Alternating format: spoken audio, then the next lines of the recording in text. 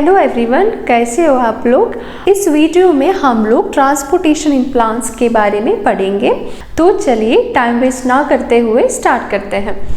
So coming to the transportation in plants, as we discussed in the previous classes, so the plants will prepare their own food with the help of photosynthesis process, right? So they mainly require carbon dioxide and water as a raw materials for the preparation of food, correct? So this carbon dioxide is taken up by the plants through the openings in the leaves called as stomata, right? But how do they take up this water?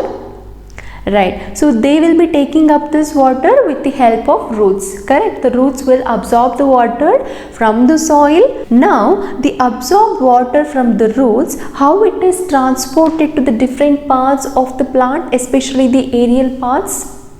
Yes, like transportation system in human beings or in animals, the plants also have got a transportation system in order to transport the water, minerals and also prepared food for the different parts of the plant. So now let us study which are all those transportation system which are present in the plants. Okay. So the transportation system in plants mainly consists of two types of vessels called as xylem vessels and phloem vessels. Okay, these two are together called as vascular bundles also. Coming to their main function, the xylem vessel has got a main function of transporting the water, okay, right from the root to the aerial part of the plant, okay, whereas the phloem vessels have got a main function of transporting the prepared food from the leaves to the different parts of the plant body.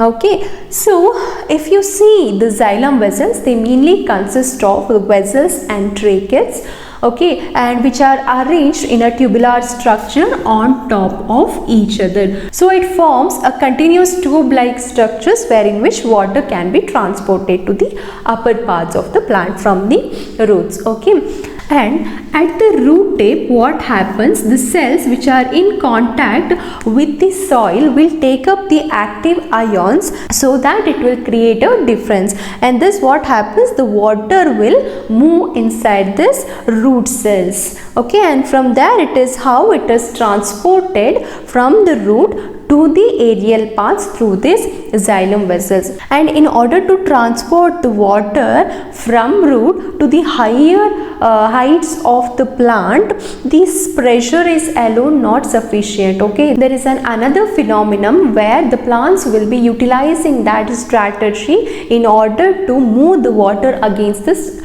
gravitational force, right, and that is nothing but a transpirational pull. Okay, so what happens, so consider this as a plant, okay. So so what happens when the transpiration phenomenon happens? So transpiration is nothing but when the plant or when the aerial parts of the plant, when they loses the water in the form of water vapor, that only we call it as transpiration. So when transpiration happens in the plants, the water which is present in the aerial parts of the leaf would be evaporated, right.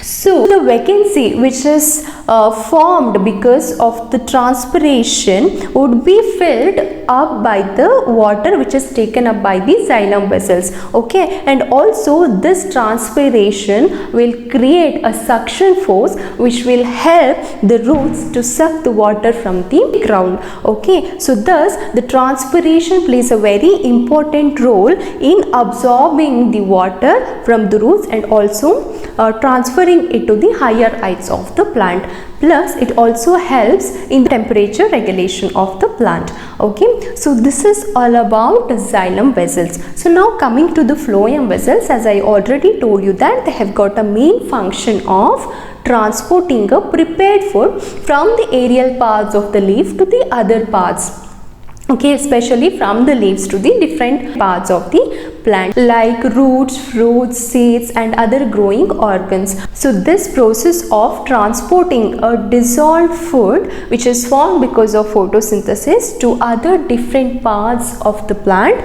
we call it as a translocation.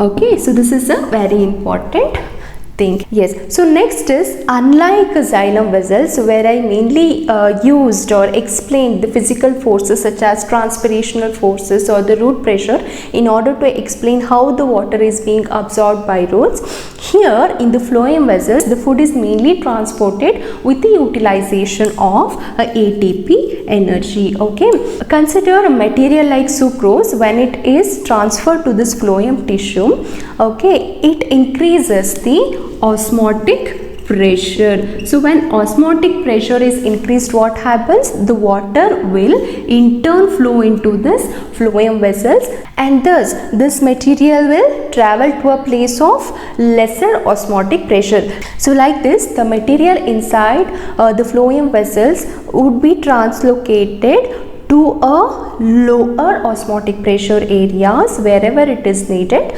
from a higher osmotic pressure areas. Okay, so this is all about phloem vessels and xylem vessels, which are a main transport system in the plants. So in the next video we shall be learning about excretory system in humans. I hope you would have found this video useful. Please like, share the video. Also do not forget to subscribe the channel and click the bell icon. Thanks for watching.